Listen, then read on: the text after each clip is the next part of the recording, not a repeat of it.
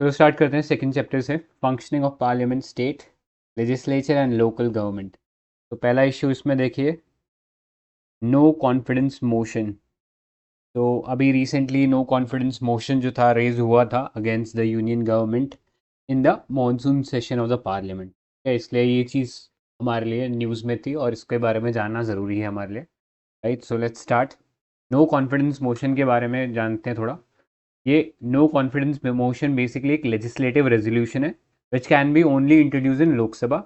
और जनरली जो अपोजिशन होती है वो गवर्नमेंट की जो मेजोरिटी होती है उसको चैलेंज करती है। एक लेजिस्लेटिव रेजोल्यूशन के थ्रू हम लोग इसको या अपोजिशन इसको इंट्रोड्यूस करता है अगेंस्ट के गवर्नमेंट जो है मेजोरिटी एंजॉय नहीं कर रही है, उसको चेक करने के लिए उनका कॉन्फिडेंस, जो हाउस है उसका कॉन्फिडेंस चेक करने के लिए इन द गवर्नमेंट ये मोशन को इंट्रोड्यूस किया जाता है। अगर ये मोशन पास हो जाता है, नो कॉन्फिडेंस मोशन, तो गवर्नमेंट हैज़ टू रिज़ाइन। ठीक है। तो आपको पता ही होगा, बहुत फेमस एक इशू हुआ था, अटल बिहारी की जो गवर्नमेंट थी उनके अगेंस्ट आया था ये नो कॉन्फिडेंस मोशन, और फिर जब वो पास हो गया था तो उन्हें रिज़ाइन करना पड़ा था उनकी गवर्नमेंट को। ठीक है।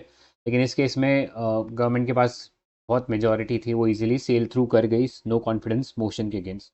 तो एक तो पहली चीज़ अपने को ये याद रखनी है that this could be only introduced in Lok Sabha. ठीक है, एक तो ये याद रखना है। नेक्स्ट, अगर कॉन्स्टिट्यूशनल आर्टिकल की बात करें अबाउट नो कॉन्फिडेंस मोशन, तो हमारा जो यूनियन एग्जीक्यूटिव वाला जो पार्ट है उसके अंदर हमारे पास जो आर्टिकल 75 है उसका क्लॉज 3 में लिखा हुआ है that the council of ministers are collectively responsible to Lok Sabha. Right, यानी ये राज्यसभा में नहीं लाया जा सकता। कॉरस्पॉन्डिंगली स्टेट लेजिस्लेचर के केस में आर्टिकल है आर्टिकल 164 का क्लॉज 2। ठीक है, जो कि प्रोवाइड करता है council of ministers shall be collectively responsible to the state legislative assembly. ठीक है। अब ग्राउंड्स क्या है, तो इसके लिए कोई ग्राउंड्स नहीं है। अपोजिशन जब चाहे अपनी मन मर्जी जब भी उन्हें लगता है वो ला सकती है, लेकिन इस पर एक कंडीशन है। अगर एक बार नो कॉन्फिडेंस मोशन किसी एक सेशन में ला दिया गया और दैट हैज़ बीन नेगेटेड, मतलब पास नहीं हो पाया, तो उस सेशन के अंदर आप एक और नो कॉन्फिडेंस मोशन नहीं ला सकते। आपको नेक्स्ट जो पार्लियामेंट्री सेशन होगा उसमें लाना पड़ेगा। जैसे ये इस केस में मानसून सेशन के अंदर ये नो कॉन्फिडेंस मोशन आया था, तो अब मानसून सेशन के अंदर एक और नो कॉन्फिडेंस मोशन नहीं आ सकता। आपको अगले सेशन का वेट करना पड़ेगा जो कि जनरली विंटर सेशन होता है। ठीक है। उसके बाद आप फिर से एक और नो कॉन्फिडेंस मोशन ला सकते हो, बट उस सेशन में लगातार दो नो कॉन्फिडेंस मोशन नहीं आ सकते, ये पता होना चाहिए। ठीक है। और कोई ग्राउंड की ज़रूरत नहीं होती इसके अंदर, बिना किसी ग्राउंड के ये नो कॉन्फिडेंस मोशन इंट्रोड्यूस किया जा सकता है। अब इसके लिए कुछ कंडीशंस होती है कैसे इंट्रोड्यूस किया जाएगा। राइट, सबसे पहले हाउस जो है एक्सप्रेस करेगा, मतलब हाउस के जो मेंबर्स है कि वो कॉन्फिडेंस चेक करना चाहते हैं in the council of ministers. तो वो स्पीकर जो है उससे एग्जामिन करेंगे नो कॉन्फिडेंस मोशन को। राइट, एक बार उन्होंने इस चीज़ को बेसिकली कह सकते हैं एड्रेस कर लिया, तो उस केस में क्या होगा, उन्हें बेसिकली एक नोटिस प्रेजेंट करना पड़ेगा। जो मेंबर्स होंगे हाउस के, जनरली अपोजिशन के जो मेंबर्स होंगे, they will have to ask for the leave of the house, मतलब जो हाउस का ऑलरेडी जो काम चल रहा होगा उसको रोकने के लिए एक लीव ऑफ द हाउस का मोशन पास करना पड़ेगा। राइट, और उसको पास करने के बाद स्पीकर जो है फिर लोगों से पूछेंगे कि हाँ ये जो नो कॉन्फिडेंस मोशन है इसे ग्रांट करना चाहिए कि नहीं करना चाहिए। तो if not less than 50 members rise, मतलब उसके फेवर में बेसिकली अपना डिसीजन देते हैं उस मोशन की फेवर में, then the speaker will declare that the leave is granted by the house, और फिर एक नो कॉन्फिडेंस मोशन के ऊपर वोट किया जाएगा। ठीक है, the motion is taken up for discussion within 10 days from the date of grant of leave. Right, जिस दिन ग्रांट ऑफ लीव दे दी गई उसके 10 दिन के अंदर अंदर नो कॉन्फिडेंस मोशन जो है वो एक सेट डेट के ऊपर आ जाएगा। ठीक है, फिर वहाँ पे जैसे आपने देखा होगा प्राइम मिनिस्टर ने स्पीच दिया, अपोजिशन के लोगों ने स्पीच दिया। राइट, सो ऐसे वो पूरा दिन जो इवेंट है वो चलता है, और एक बार जब वो पास हो जाता है तो फिर गवर्नमेंट को रिज़ाइन करना पड़ता है। But most of the time यही हुआ है कि नो कॉन्फिडेंस मोशन फेल ही हुए हैं।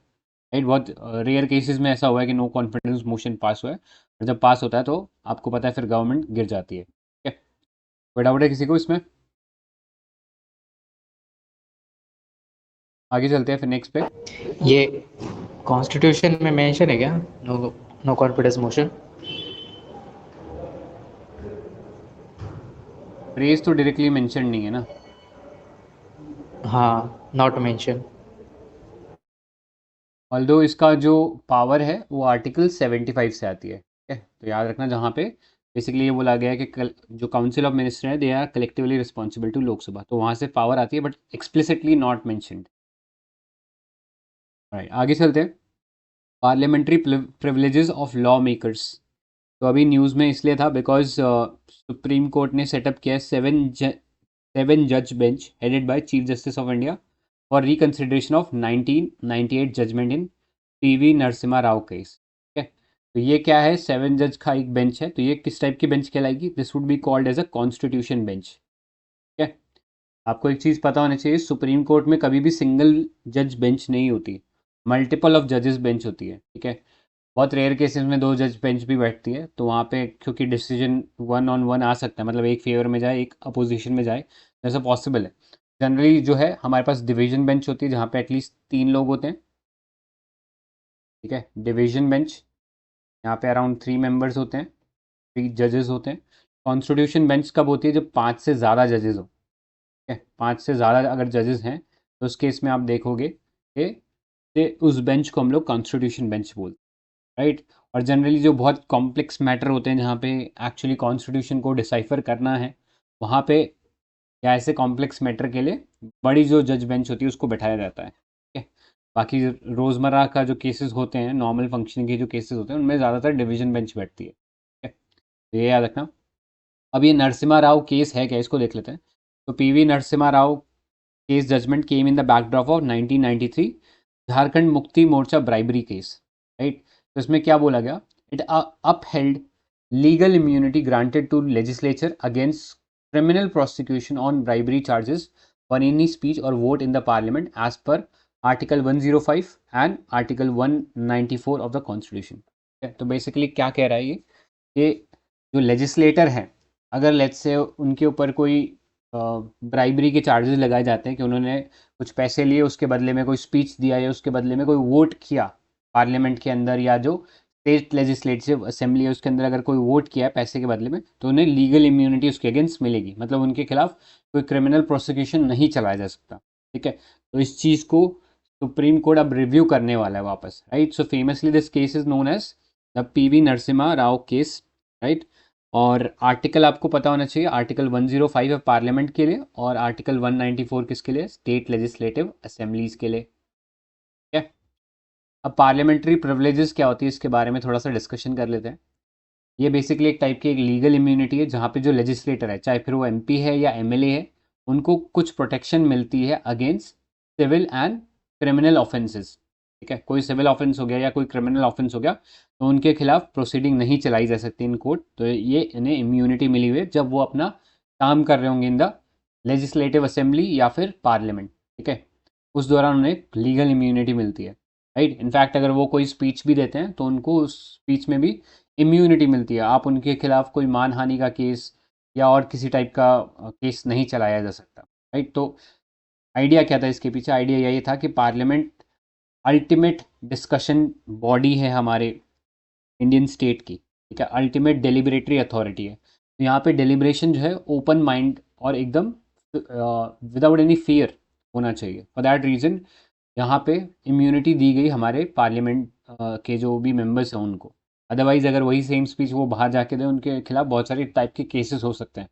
बट सिंस ये एक हाईएस्ट डिलिबरेटिंग बॉडी है, इसमें हर तरह का जो विचार है वो रखा जा सकता है, एवरी थॉट इज़ वेलकम, ठीक है। तो उस आइडिया से प्रेरित होकर पार्लियामेंट्री प्रिविलेजेस जो थे हमारे पार्लियामेंटेरियंस को और जो लेजिस्लेटर हैं स्टेट असेंबली में उन्हें दिए गए थे, राइट। क्लियर है कॉन्सेप्ट इसके पीछे। तो याद रखना, इफ एन इंडिविजुअल और authority undermines parliamentary privilege of a member of the house, it is called breach of privilege, right.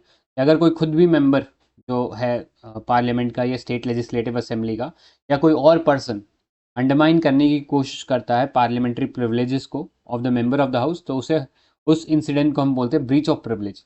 और ऐसे में पार्लियामेंट या जो लेजिस्लेटिव असेंबली है वो उस पर्सन के खिलाफ एक्शन ले सकती है, ठीक है। अभी तक एक्सक्लूसिवली कोई ऐसा लॉ नहीं बनाया गया जिसमें ये पार्लियामेंट्री प्रिविलेजेस कोडिफाइड है, ऐसा कोई लॉ नहीं बनाया गया अभी तक। जो भी डिसीजन लेना है पार्लियामेंट्री प्रिविलेजेस के रिगार्डिंग वो कौन लेता है, पार्लियामेंट कलेक्टिवली लेता है, और उसमें उसको कुछ कमिटीज़ का हेल्प मिलता है, ठीक है। आगे वो कमिटीज़ भी देखेंगे, बट अभी के लिए इतना जान लो कि कोई एक्सक्लूसिव लॉ नहीं बनाया हम लोगों ने जहाँ पे कोडिफाइड हो सारी की सारी प्रिविलेजेस। और पार्लियामेंट सोल अथॉरिटी है जो कि असरटेन करता है, मतलब डिटरमाइन करता है कि क्या कोई पार्लियामेंट्री प्रिविलेज का ब्रीच हुआ है कि नहीं हुआ, राइट।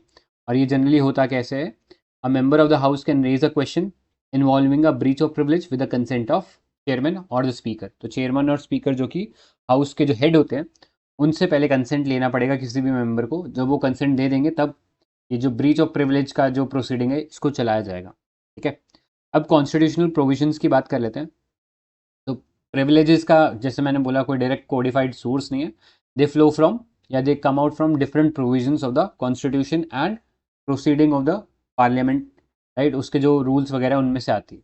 तो सबसे पहले देखिए हमारे पास है आर्टिकल 105, जहाँ पे लिखा हुआ है power and privileges of both house of the parliament and its member and it's committee, है जहाँ पे लिखा हुआ है कि कुछ प्रिविलेजेस और पावर मिलेंगी। सिमिलरली स्टेट लेजिस्लेटिव असेंबली के लिए हमारे पास आर्टिकल 194 है। फिर नेक्स्ट आर्टिकल 105 में आप देखोगे इसमें लिखा हुआ है no person shall be liable in respect of publication of any report paper votes और प्रोसीडिंग बाय और under the authority of either house, right. कि किसी के खिलाफ प्रोसीडिंग नहीं चलाई जा सकता अगर वो कुछ भी जो पार्लियामेंट का जो भी प्रोसीडिंग है उसको पब्लिश करते हैं तो, ठीक है। Similarly no member of the parliament या state legislative assembly is liable to any proceeding in the court for anything said और any vote given by him in the parliament और इट्स कमिटी, ठीक है। अगर कोई भी मेंबर जो है चाहे स्टेट लेजिस्लेटिव असेंबली का हो या पार्लियामेंट का हो, अगर वो अपने जो लेजिस्लेचर है वहाँ पे अगर कोई स्पीच देता है तो उसके खिलाफ कोई प्रोसीडिंग नहीं चलाया जा सकता कोर्ट के अंदर, ठीक है। तो ये चीज़ें याद रखनी है, राइट। तो कहीं ना कहीं उनका जो freedom of speech and expression है उसको थोड़ी सी और इम्यूनिटी मिली हुई है as compare to a normal person, ठीक है। नेक्स्ट आर्टिकल 122 है, इट क्लियरली सेज दैट कि आप पार्लियामेंट प्रोसीडिंग के अंदर कभी भी जो कोर्ट है कभी भी इंटरफेयर नहीं कर सकता, ठीक है। पार्लियामेंट की जो प्रोसीडिंग है वो चलती रहेगी, उसमें बाहर से कोर्ट कोई उस प्रोसीडिंग के अंदर इंटरफेरेंस नहीं कर सकता, राइट। सिमिलरली आर्टिकल 121 एक चीज़ कहता है कि जो जजेस का कंडक्ट है वो मेंबर्स डिस्कस नहीं करेंगे पार्लियामेंट में अनटिल अनलेस अगर उन्होंने कोई इम्पीचमेंट ऑफ द जज के लिए मोशन नहीं चला रखा, अदरवाइज जजेस का जो कंडक्ट है वो भी आप डिस्कस नहीं कर सकते। तो अगर कोई मेंबर बेसिकली जजेस के खिलाफ कोई आवाज़ उठाता है पार्लियामेंट में विदाउट द इम्पीचमेंट मोशन, तो उस केस में उनके खिलाफ ब्रीच ऑफ प्रिविलेज का जो प्रोसीडिंग है वो चलाया जा सकता है, ठीक है। तो यहाँ पे एक बेसिक रैशनल जो जैसे मैंने बताया था क्यों रखा गया प्रिविलेजेस का कॉन्सेप्ट, तो पहला freedom and speech of expression legislator का चलता रहे without fear. Next ensure attendance of parliamentary sessions, maintain authority and dignity of legislature and lastly carry out independently and effectively function of both houses without any interference, ठीक है। तो broad वही theme जो मैंने बताया था, यही रीजंस रहे थे कि क्यों पार्लियामेंट्री प्रिविलेजेस को हम लोगों ने हमारे कॉन्स्टिट्यूशन में रखा, राइट। एक चीज़ याद रखना, ये जो पार्लियामेंट्री प्रिविलेजेस हैं these have been derive from the British parliament, ठीक है। हमारा जो इंडियन पार्लियामेंट है उसके अंदर ये जो प्रिविलेजेस आई हैं ये ब्रिटिश पार्लियामेंट के थ्रू आई हैं इंडिया के अंदर, क्लियर। तो अभी तक कोडिफाइड नहीं है तो यही थोड़ी सी इशू बन जाता है कि अगर कोडिफाइड कर देंगे तो ज़्यादा बेटर रहेगा, बट अगर कोडिफाई कर दें तो फिर बहुत ज़्यादा रिजिड हो जाएगा और फिर केसेस बहुत ज़्यादा पाइल अप हो सकते हैं। फॉर दैट रीज़न इसको अभी तक कोडिफाई प्रॉपरली नहीं किया गया। आगे देखो, लॉ मेड बाय पार्लियामेंट, तो फ्रीडम फ्रॉम अरेस्ट है, मतलब कोई भी पार्लियामेंट का मेंबर है they are given immunity from arrest, ठीक है, under the code of civil procedure 1908। तो उसमें क्लियरली लिखा हुआ है कि अगर कोई सिविल केस है तो उसमें 40 डेज से पहले before the adjournment before and after the adjournment of the house, मतलब हाउस जब चल रहा है उसके 40 दिन पहले और 40 दिन बाद तक किसी सिविल केस में किसी भी लेजिस्लेटर के खिलाफ कोई प्रोसीडिंग नहीं चलाया जा सकता। लेकिन this immunity is not available in case of a criminal case, ठीक है। तो क्रिमिनल केस आपको याद है जहाँ पे आपने कोई ऑफेंस किया उसके अगेंस्ट आपको कोई पनिशमेंट मिलना चाहिए, वो होता है क्रिमिनल केस। जैसे चोरी होगी तो चोरी के अगेंस्ट आपको एक पनिशमेंट मिलेगा, तो उस केस में एमपी के पास कोई इम्यूनिटी नहीं है। बट अगर कोई सिविल केस है जहाँ पे कोई डिस्प्यूट है पार्लियामेंटेरियन और किसी और पार्टी के बीच में, तो वहाँ पे अगर कोई प्रोसीडिंग चलानी है उनके खिलाफ तो 40 डेज सेशन स्टार्ट होने से पहले और 40 डेज उसके बाद में नहीं चलाया जा सकता, उसके बाद में आप फिर चला सकते हो, ठीक है। Next, rules of the both house, privileges based on the rules of procedure and the precedents, right? Apart from constitution के आर्टिकल्स, कुछ रूल्स ऑफ प्रोसीजर हैं दोनों हाउसेस के जो कि इंश्योर करते हैं कि, या जो बताते हैं या ले डाउन करते हैं डिफरेंट पार्लियामेंट्री प्रिविलेजेस, राइट। इसमें है right to exclude the strangers. तो आपको पता है हमारे पार्लियामेंट के अंदर और जो स्टेट लेजिस्लेटिव असेंबली होती है उनके अंदर एक लॉबी एरिया होता है जहाँ पे कॉमन पीपल भी आके एक्सेस कर सकते हैं, ठीक है। कॉमन पीपल आके एक्सेस कर सकते हैं पार्लियामेंट्री प्रोसीडिंग या जो स्टेट लेजिस्लेटिव असेंबली की जो प्रोसीडिंग है उसको सुन सकते हैं। फिर तो इस केस में हम लोग देखते हैं कि जो प्रोसीडिंग है उसमें से जो स्ट्रेंजर्स हैं, जो लॉबी में जो लोग आए रहते हैं, उन्हें बाहर भी निकाला जा सकता है। जैसे आपको रिसेंट एक केस पता भी होगा, कुछ हूलिगन्स जो थे वो एंटर कर गए थे और फिर उन्होंने मस्टर्ड गैस के कैनिस्टर ओपन कर दिए थे, राइट। तो वो स्ट्रेंजर्स ही थे जो कि जंप कर गए थे लॉबी में से, जो पार्लियामेंट का जो फ्लोर है, लोकसभा का जो फ्लोर था उसमें जंप कर गए थे, राइट। तो ऐसे में इन स्ट्रेंजर्स को एक्सक्लूड करने का भी जो पावर है वो जो स्पीकर है या जो चेयरमैन ऑफ द हाउस होते हैं उनके पास ये पावर होती है, ठीक है। ये पता होना चाहिए। Next, parliamentary conventions and other judicial interpretation over the years, जो भी जुडिशियल इंटरप्रिटेशन आए उससे भी हमें थोड़ा बहुत प्रिविलेजेस के बारे में पता लगा है, ठीक है। आगे देखो, एक कमेटी के बारे में बताया था आपको, प्रिविलेज कमेटी, इसके बारे में देख लेते हैं। तो parliamentary standing committee present in both house of the parliament. तो यहाँ पे एक कीवर्ड है स्टैंडिंग कमेटी। स्टैंडिंग कमेटी का मतलब क्या होता है? इट मीन्स कि ये जो कमेटी है ये परमानेंट बेसिस पे रहती है, अनलाइक अदर कमिटीज़, ठीक है। एक होती है परमानेंट कमेटी जैसे स्टैंडिंग कमेटी होगी, दूसरी होती है ad hoc committee. Ad hoc committee, ad hoc committee किस लिए बनाई जाती है? कुछ टेम्परेरी पर्पस के लिए, राइट। लेट्स से कोई इशू है,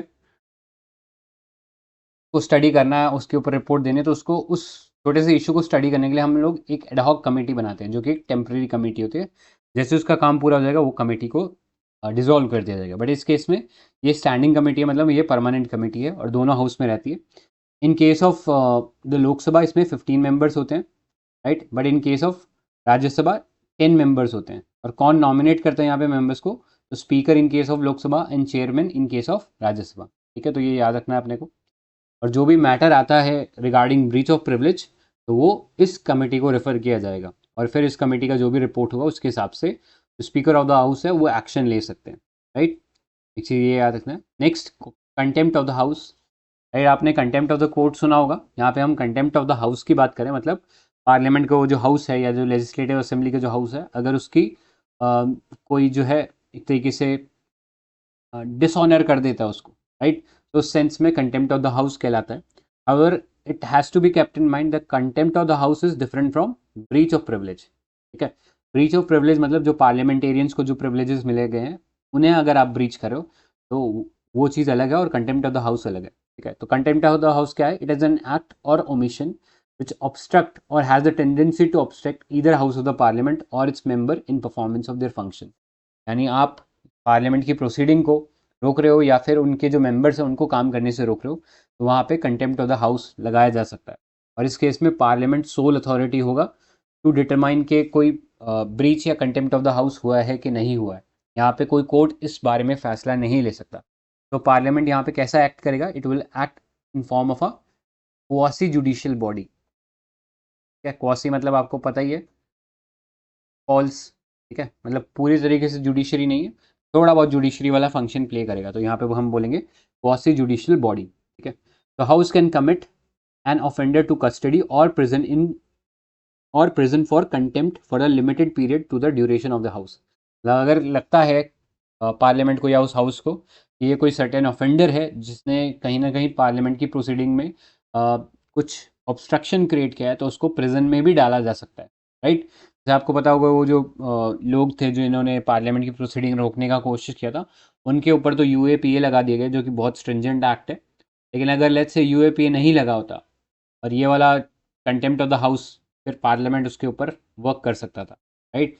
या अगर कोई एमपी जो है वो कुछ ज़्यादा उत्पात मचा रहा है, ठीक है, उत्पात मतलब इन द सेंस कि कुछ हल्ला गुल्ला ज़्यादा कर रहा है, तो उसको सस्पेंड किया जा सकता है फ्रॉम द हाउस और ही can B expelled from the house, ठीक है। इसको भी आगे स्टडी करेंगे। तो ये था breach of privileges of the parliament, ठीक है। कोई डाउट है इस पार्ट में किसी को? तो पूछे।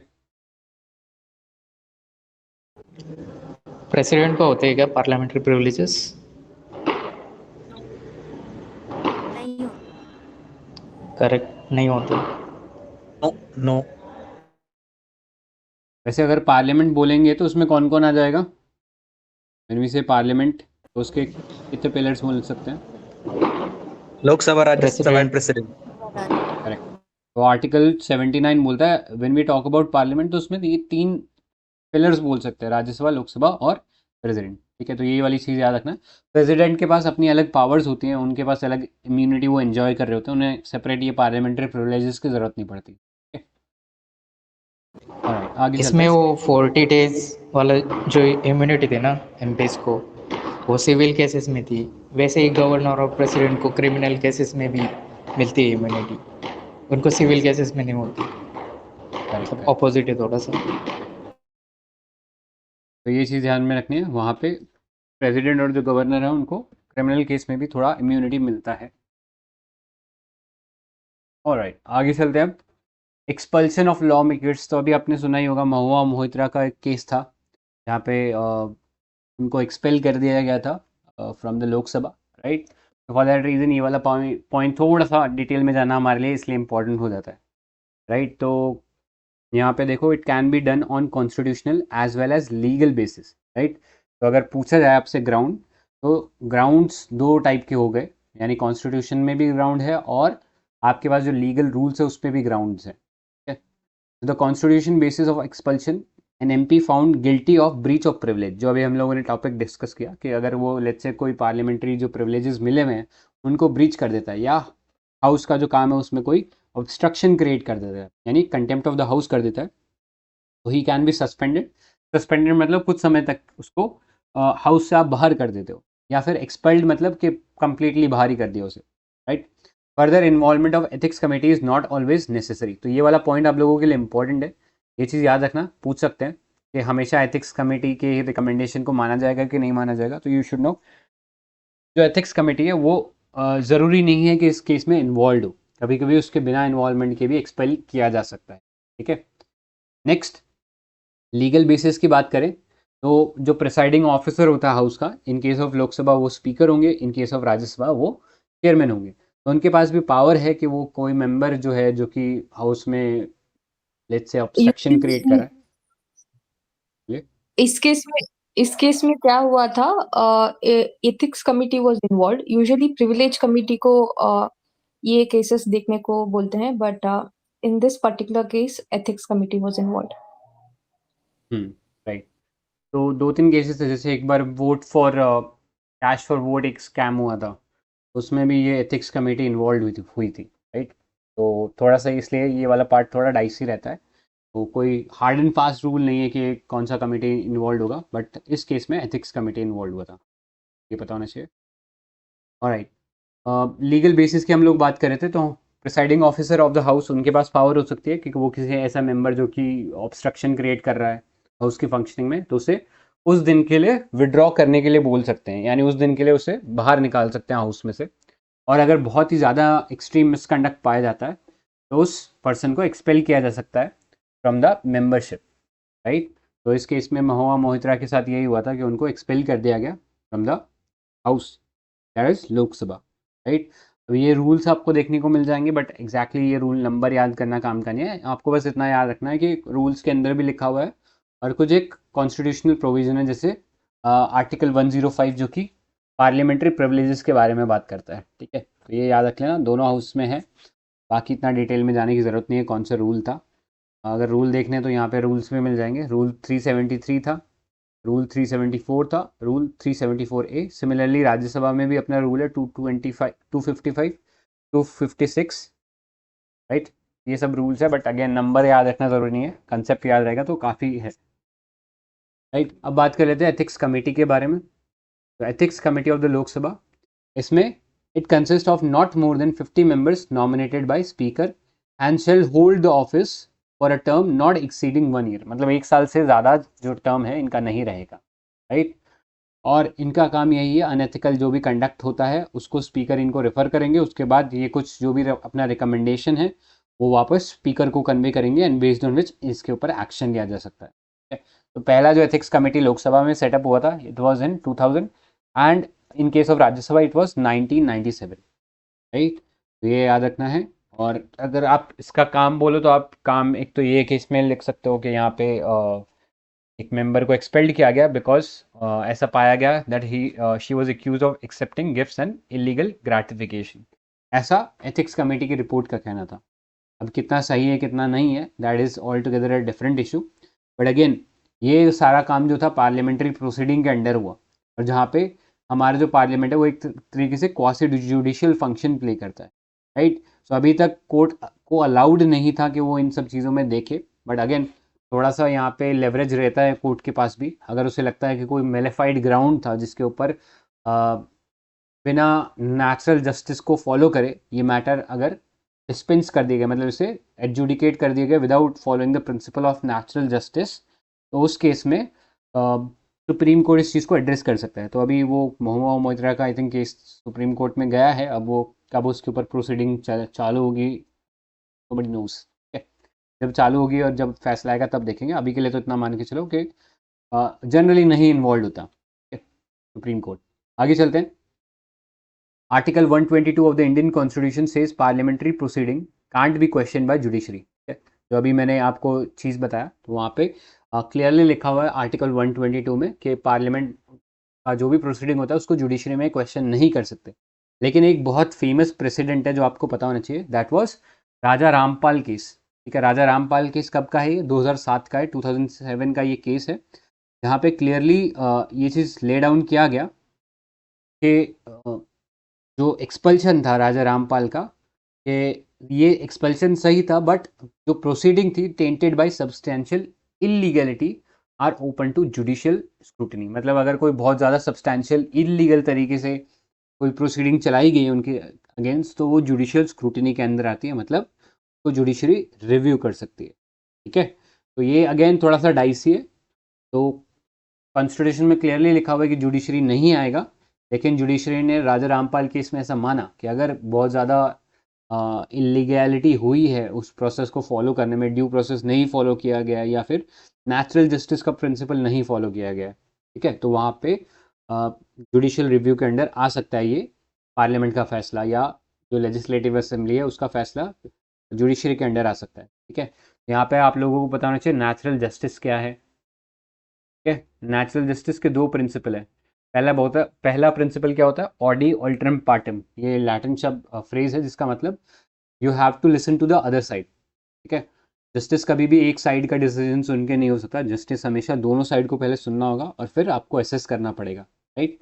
तो listen to the other side, listen to the other side, ये हो गया। दूसरा क्या होगा?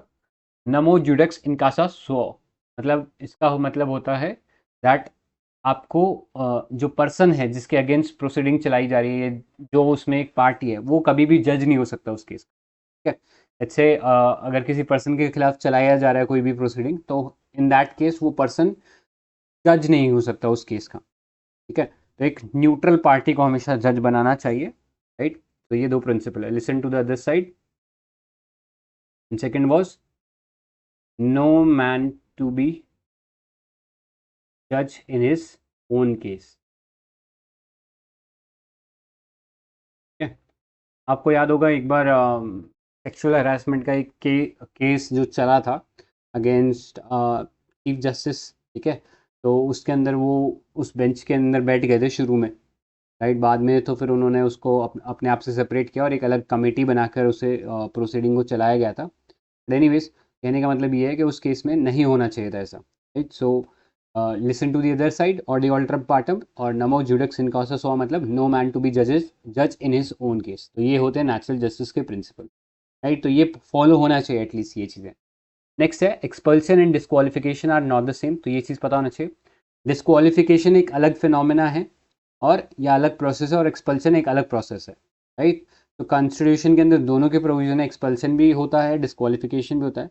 लेकिन अगर डिस्क्वालिफिकेशन हो जाता है किसी मेंबर का तो वहाँ पे वो फर्दर इलेक्शन कंटेस्ट नहीं कर सकता। लेकिन एक्सपल्शन के केस में, जैसे महुआ मोइत्रा का केस है, उनको एक्सपेल कर दिया गया, तो ऐसे केस में she is eligible to again contest the election. और फिर अगर वो वापस हाउस में इलेक्ट हो जाती है तो फिर जो पुराना जो था उनके अगेंस्ट इशू वो नहीं फॉलो होगा। ठीक है, नेक्स्ट देखो, disqualification of a law maker, right. तो ये वाले इशू पता होना चाहिए। एक तो है RPA, representation of people act 1951।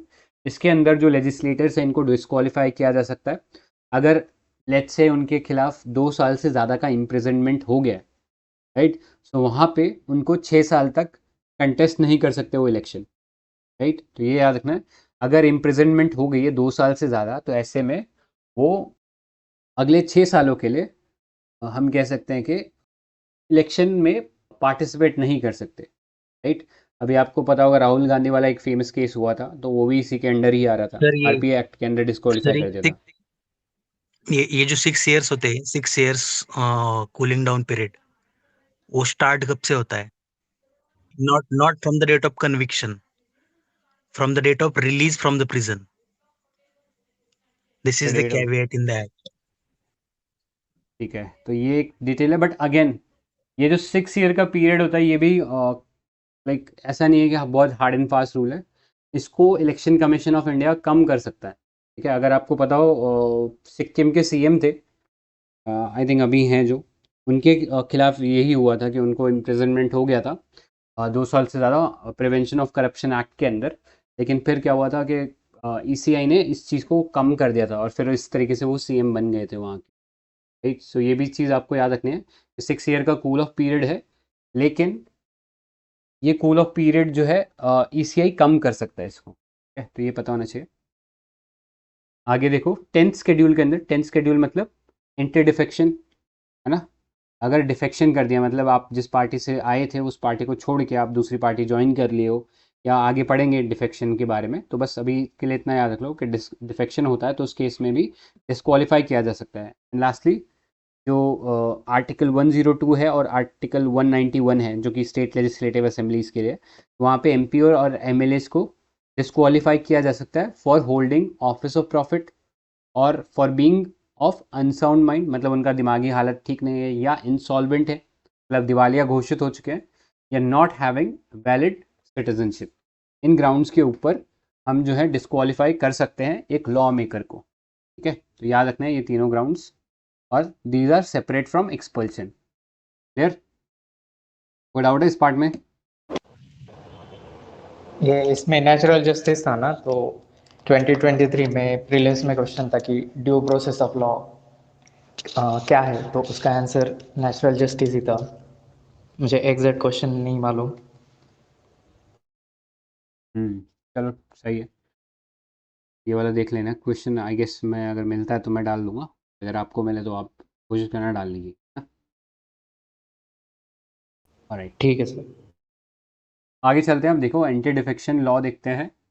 तो एंटी डिफेक्शन लॉ अभी न्यूज़ में इसलिए था, मतलब ये तो बताने की ज़रूरत ही नहीं है, आप सबको पता है हर साल एंटी डिफेक्शन लॉ न्यूज़ में रहता है, right. So anti defection law क्या है, बेसिकली 10th शेड्यूल के अंदर आया था। जो आयाराम गयाराम पॉलिटिक्स हो रहा था कि मतलब जो लेजिस्लेटर थे वो एक पार्टी को छोड़ के दूसरी पार्टी में चले जाते थे और इससे एक अनस्टेबिलिटी आ रही थी गवर्नेंस में, उसको रोकने के लिए ये एंटी डिफेक्शन लॉ लाया गया था।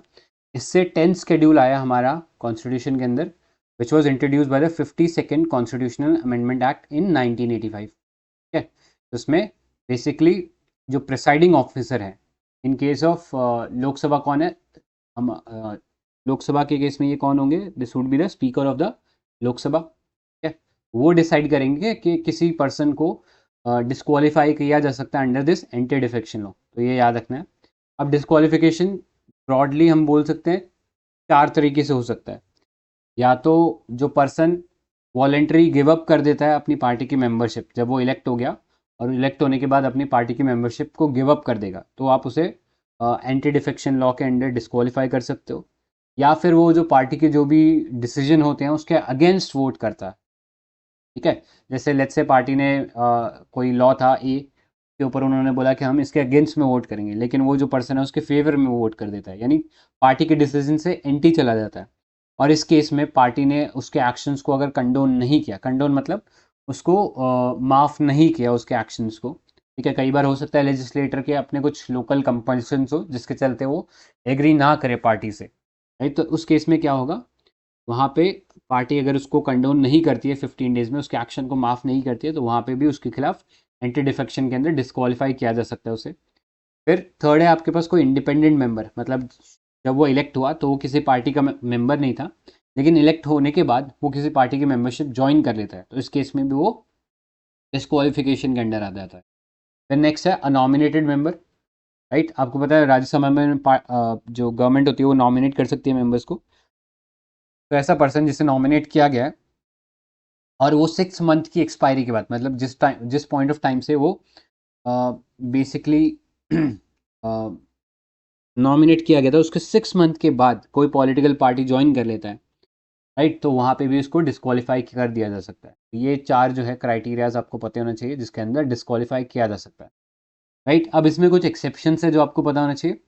पहला है, अगर कोई पॉलिटिकल पार्टी जो है उसके 2/3 मेंबर उस पार्टी को छोड़कर किसी दूसरी पार्टी में मर्ज हो जाते हैं, तो इस केस में वो जो 2/3 मेंबर्स होंगे they will not be disqualified, right. आपको पता ही होगा तेलंगाना में ऐसा हुआ था, कांग्रेस के जो 2/3 लेजिस्लेटर थे वो पार्टी छोड़ के जो तेलंगाना की उस टाइम की जो गवर्नमेंट थी, यस, टीआरएस थी, टीआरएस में मर्ज हो गए थे, राइट। तो उस केस में जो 2/3 मेंबर गए और मर्ज हुए इन टीआरएस, उनके खिलाफ भी कोई डिस्क्वालिफिकेशन नहीं था, और बाकी जो 1/3 बच गए उनके खिलाफ भी कोई डिस्क्वालिफिकेशन प्रोसीडिंग नहीं चलाएगी, राइट।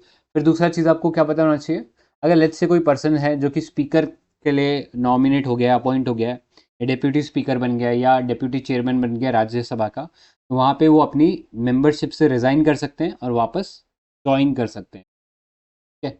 ये आपको पता होना चाहिए।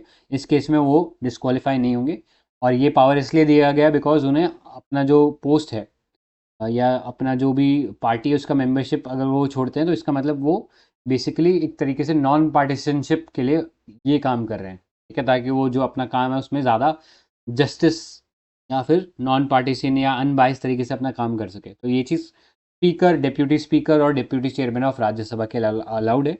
बाकी अगर कोई लेजिस्लेटर करता है तो फिर उसके लिए अलाउड नहीं है, उसको डिस्क्वालीफाई कर दिया जा सकता है, ठीक है। एक चीज़ याद रखना है, प्रेजेंटली कोई टाइम लिमिट नहीं दिया गया है कॉन्स्टिट्यूशन में कि कितने समय में प्रिसाइडिंग ऑफिसर डिसाइड करेगा, और यही सबसे बड़ा इशू है, और यहीं पे सारा का सारा जो बेसिकली बोल सकते हैं कि करप्ट एक्टिविटीज़ होती हैं डिस्क्वालिफिकेशन को लेके अभी भी कंटिन्यू कर रही है। दूसरा, ये जो एंटी डिफेक्शन लॉ है ये मास डिफेक्शन को नहीं रोक पा रहा है, जैसे 2/3 पार्टी के मेंबर अगर छोड़ जाएं तो उसके अगेंस्ट भी ये काम नहीं कर रहा है, राइट। तो ये थोड़ा सा चैलेंज है। अब इससे रिलेटेड कुछ जुडिशियल केसेस हमें पता होना चाहिए। पहला था सबसे इम्पोर्टेंट कि हीतो होलाहन वर्सेस जैचिलू 1992 का केस था। इसमें सुप्रीम कोर्ट ने ये अपहेल्ड किया that the speaker's decision under the anti defection law is subject to judicial review, right. क्योंकि यहाँ पे बहुत सारी करप्ट प्रैक्टिसेस देखी गई थी, देखा गया था कि जो स्पीकर थे वो बहुत बाइस्ड डिसीजन ले रहे थे और बहुत टाइम ले रहे थे, right. For that reason supreme court ने माना कि ये जुडिशियल रिव्यू के अंडर आएगा। तो केस याद रखना कि तो होलाहन केस ये एंटी डिफेक्शन लॉ के बारे में बात करता है कि ये जुडिशियल रिव्यू में। फिर दूसरा है हमारे पास केशम मेघचंद्रा सिंह केस 2020। इसमें सुप्रीम कोर्ट ने बोला कि ये जो डिस्क्वालिफिकेशन है अंडर 10 शेड्यूल, इसके अंदर जो स्पीकर है या जो प्रिसाइडिंग ऑफिसर है हाउस का, उसको 3 महीने के अंदर आइडियली डिसीजन ले लेना चाहिए from the date of filing of the basically the issue, ठीक है। जब डिस्क्वालिफिकेशन की भी जब प्रोसीडिंग उनके खिलाफ चलाएगी तो वहाँ से 3 महीने के अंदर उन्हें फैसला लेना है, राइट। अब एक तो ये याद रखना है कि सुप्रीम कोर्ट ने ये चीज़ बोली है, ऑल्दो फॉलो लेटर और स्पिरिट में अभी भी नहीं हो रही है कि कहीं ना कहीं अभी भी इसको एक्चुअली ग्राउंड में इम्प्लीमेंट नहीं किया जा रहा है। दूसरा फिर चीज़ आपको क्या याद रखना है सॉरी, दूसरा चीज़ आपको ये याद रखना है, इसी केस के अंदर केशव मेघचंद्रा सिंह केस के अंदर सुप्रीम कोर्ट ने ये माना कि ये जो स्पीकर हैं इनका रोल काफ़ी पार्टीसियन रहा है, मतलब बाइस्ड रहे हैं अपनी डिसीजन मेकिंग में। फिर दे सजेस्टेड कि एक परमानेंट ट्राइब्यूनल बना दो जिसके अंदर 10th शेड्यूल के जो केसेस हैं इनको देखा जा सके, ठीक है। तो आपको याद रखना है दोनों केसेस में क्या बेसिकली सुप्रीम कोर्ट का जजमेंट था, ठीक है, ये पता होना चाहिए। आगे चलते हैं। नेक्स्ट देखो विप। तो विप जो शब्द है इंग्लिश में मतलब चाबुक होता है इसका, ठीक है, हंटर जो होता है उसको विप बोलते हैं।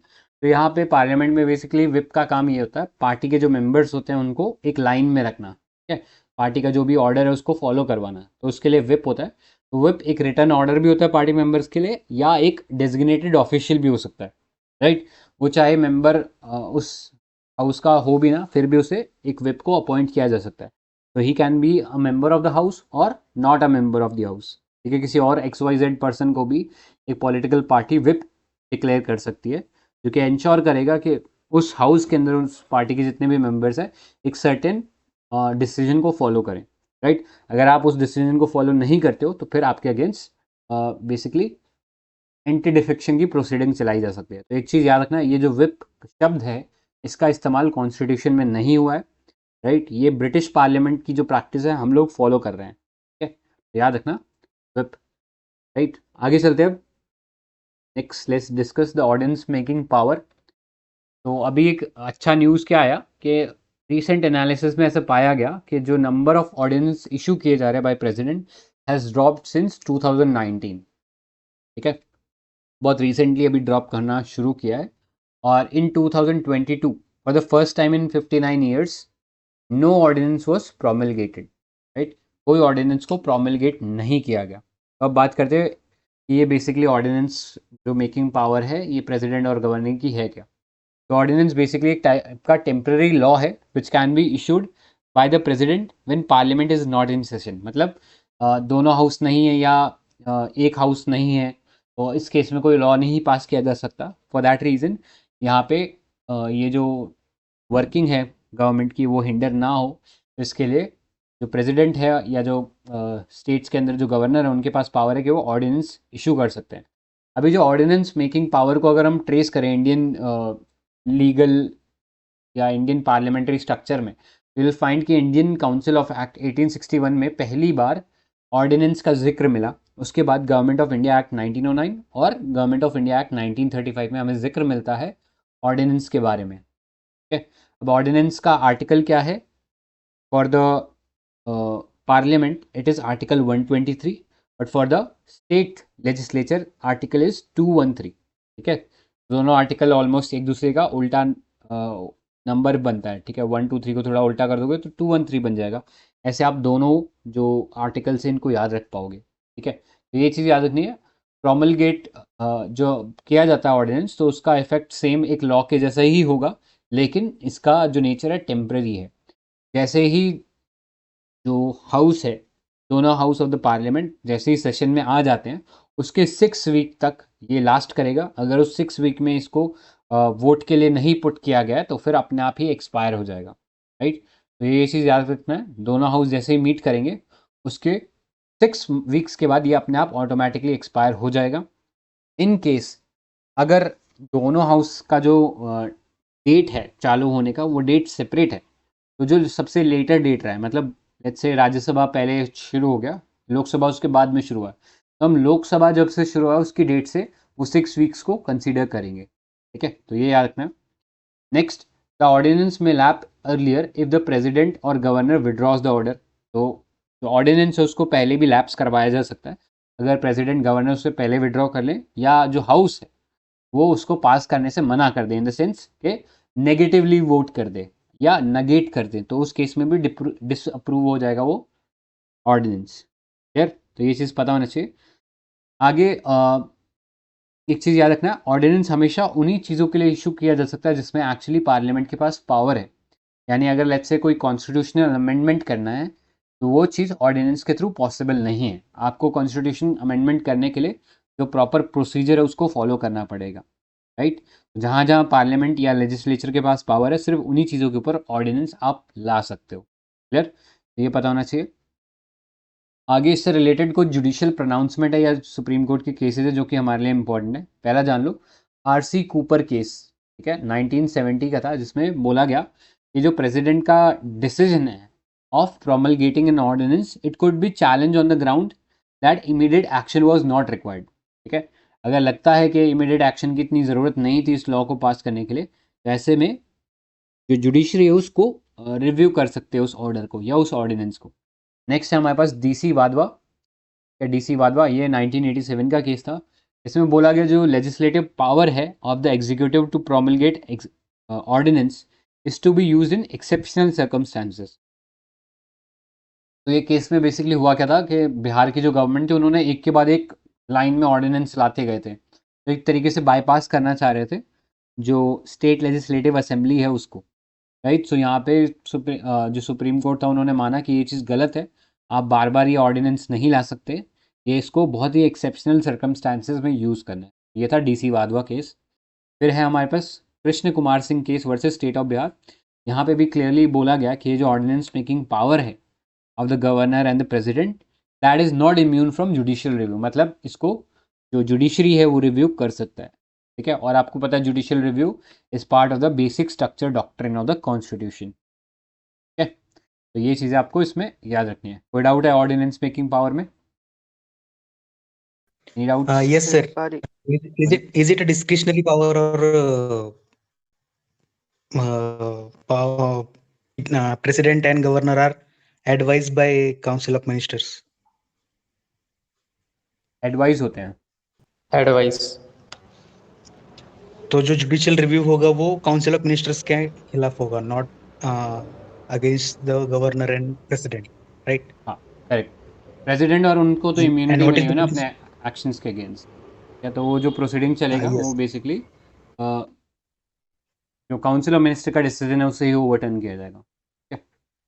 What is the position of Delhi Lieutenant Governor? Lieutenant governor, He can also promulgate ordinances, yes, he can also promulgate. but he has a discretionary power to promulgate ordinances on certain subjects. Yes, उनका थोड़ा सा discretionary power ज़्यादा है as compare to बाकी जो governors हैं, right. सो वहाँ पे तो उन्हीं के खिलाफ होगा ये काम। RC Cooper versus union of India case समझ नहीं आया। यूनियन ऑफ इंडिया केस, तो इसमें यही बोला गया था कि जो ऑर्डिनेंस है, ऑर्डिनेंस क्यों लाते हो आप, कि पार्लियामेंट या स्टेट लेजिस्लेटिव असेंबली अभी सेशन में नहीं है और आपको इमीडिएट ज़रूरत है कोई उस लॉ को इम्प्लीमेंट करने के लिए। जैसे फार्म लॉज याद है आपको, जो 3 फार्म लॉज थे फटाफट ऑर्डिनेंस के थ्रू पहले पास करवा दिए गए, राइट। सो यहाँ पे एक तरीके से अगर लेट्स से प्रोसीडिंग चलाई जाती उनके खिलाफ इन द सुप्रीम कोर्ट, तो ये बोला जाता कि शायद फार्म लॉज को लाने की इतना कोई इमीडिएट ज़रूरत नहीं था, वो आराम से स्टेट या जो पार्लियामेंट है उसके थ्रू पास करवा के भी आप ला सकते, राइट। तो अगर ऐसा लगता है कि कोई बहुत इमीडिएट एक्शन की ज़रूरत नहीं थी और ज़बरदस्ती ओवरकम करने के लिए चैलेंज फ्रॉम द जो डेलिब्रेटिव बॉडी है या जो लेजिस्लेटिव असेंबली है या फिर जो पार्लियामेंट है उसको ओवरकम करने के लिए आप लेके आए हो, तो उस केस में जो सुप्रीम कोर्ट है या जो जुडिशरी है उसको रिव्यू कर सकता है, ठीक है। ये है RC Cooper case. There were doubt? Okay, no sir, thank you. तो इसके अलावा गवर्नर का जो पावर है, राइट, क्योंकि आपको पता है गवर्नर भी ऑर्डिनेंस इशू कर सकते हैं, लेकिन वो ऑर्डिनेंस को अगर इशू करने से मना भी कर सकते हैं इन द सेंस कि वो प्रेसिडेंट के रेफरेंस के लिए उन्हें रख सकते हैं, ठीक है। अगर ऐसा कोई लॉ है जो कि नॉर्मली अगर पास होता है उसके लिए प्रेसिडेंट का असेंट या अप्रूवल चाहिए होता, तो उस केस में अगर ऑर्डिनेंस भी आप पास करवा रहे हो तो उसके लिए भी आपको प्रेसिडेंट से अप्रूवल चाहिए होगा, राइट। यहाँ पे गवर्नर का जो डिस्क्रिशनरी पावर है थोड़ा सा ज़्यादा है as compare to the president, clear, ये याद रखना। आगे चलते हैं, अब बात करते हैं सेक्रेटेरिएट टू द पार्लियामेंट। तो छोटा सा चीज़ें इसमें जानने लायक है। आर्टिकल 98 ऑफ द कॉन्स्टिट्यूशन क्या कहता है कि each house of the parliament shall have a separate secretariat staff. तो राज्यसभा का अपना होगा, लोकसभा का अपना होगा, ऐसा कॉन्स्टिट्यूशन में लिखा है। Apart from that parliament may by law regulate the recruitment conditions of services of person appointed to the secretariat staff of the either house. लेकिन अभी तक कोई अलग से लॉ लाया नहीं गया है फॉर दिस स्पेसिफिक प्रोविजन, ये याद रखना है, राइट। सिमिलरली स्टेट्स के लिए भी है, आर्टिकल 187 है, बट अगेन इतना इंपॉर्टेंट नहीं है हमारे लिए, बस इतना याद रख लेना। फिर एक कुछ फैक्चुअल डिटेल आपको बताना चाहिए। पहले था काउंसिल ऑफ स्टेट, मतलब राज्यसभा का सेक्रेटरीट, एंड पार्लियामेंट सेक्रेटरीट मतलब लोकसभा का जो सेक्रेटेरिएट था, बट बाद में इनके नाम चेंज कर दिए गए थे इन 1954, ठीक है। तो याद रखना इनको सेटअप किया गया था इन द ईयर 1952, बट बाद में इनके नाम चेंज कर दिए गए थे in the year 1954 to Rajya Sabha secretariat and Lok Sabha secretariat, जो कि अभी भी नाम ये चल रहे हैं, राइट। बाकी इसमें कोई ज़्यादा इंपॉर्टेंट नहीं है, तो इतना डीप डाइव करने की ज़रूरत नहीं है, फालतू फैक्ट्स हैं, इतने काम के नहीं है, राइट। अब आगे आओ, नेक्स्ट है डेमोक्रेटिक डिसेंट्रलाइजेशन। तो यहाँ पे हम लोग बात कर रहे हैं कि जो पावर है ग्रास रूट लेवल तक ले जाने की बात हो रही है। तो ग्रास रूट मतलब लोकल गवर्नमेंट, ठीक है। और लोकल गवर्नमेंट आपको पता है 73rd और 74th जो कॉन्स्टिट्यूशनल अमेंडमेंट एक्ट था उसके थ्रू आया था, राइट, जो कि 1992 के अंदर बेसिकली लाया गया था और 1993 में फोर्स में आ गया था, राइट। तो इसलिए 30 साल पूरे हो गए हैं इस डेमोक्रेटिक डिसेंट्रलाइजेशन एक्सरसाइज को या एक्ट को, राइट। ये आपको पता होना चाहिए। नेक्स्ट आपको ये पता होना चाहिए 73rd कॉन्स्टिट्यूशनल अमेंडमेंट एक्ट से क्या आया था, पंचायत राज या पंचायती राज। इससे क्या हुआ था, कॉन्स्टिट्यूशन में पार्ट 9 ऐड हुआ था जहाँ पे आर्टिकल 243 से लेके 243 कैपिटल ओ आया था, ठीक है। अपार्ट फ्रॉम दैट 11 शेड्यूल आया था आपके पास, राइट, जिसमें 29 फंक्शनल आइटम्स से ऑफ द पंचायत, क्लियर। तो ये फंक्शनल आइटम याद रखने हैं। In case of panchayat it was 29, but municipalities में थोड़ा कम है, वहाँ पे 18 ही में आपको देखने को मिलेंगे, ठीक है। फिर 74th कॉन्स्टिट्यूशनल अमेंडमेंट एक्ट था, ये 1992 में आया और इससे अर्बन लोकल बॉडीज़ जो थी वो कॉन्स्टिट्यूशनलाइज करी गई। तो यहाँ पे पार्ट 9A ऐड हुआ और आर्टिकल कौन कौन से है, आर्टिकल 243 कैपिटल पी से लेके 243 कैपिटल ZG, ये आर्टिकल्स ऐड हो गए हमारे कॉन्स्टिट्यूशन में। इससे 12th शेड्यूल ऐड हुआ और 12th शेड्यूल में कितने आइटम्स है, तो आपको पता होना चाहिए 18 फंक्शनल आइटम्स है म्यूनसिपैलिटीज़ के लिए, ठीक है। तो 73rd पंचायती राज के लिए है और 74th जो है अर्बन लोकल बॉडीज़ के लिए है, क्लियर, ये पता होना चाहिए। आगे फिर स्टेप्स क्या क्या लिए गए हैं to strengthen the PRIs in India, right. तो यहाँ पे कुछ स्कीम्स दी हुई हैं जो आपको पता होनी चाहिए। पहला है राष्ट्रीय ग्राम स्वराज अभियान। तो इसमें जो कैपेसिटी बिल्डिंग है, मतलब जो लोग हैं पंचायती राज इंस्टीट्यूशंस के अंदर, उनकी कैपेसिटी बिल्डिंग करी जाएगी, यानी उनको ट्रेन किया जाएगा। नेक्स्ट है ई ग्राम स्वराज। तो ये एक user friendly web based portal है जिससे जो भी ग्राम पंचायत की जो फंक्शनिंग है, चाहे फाइनेंशियल फंक्शनिंग हो, अकाउंटिंग हो, मॉनिटरिंग हो, ये सब एक वेब बेस्ड पोर्टल से ईजिली की जा सकती है, राइट।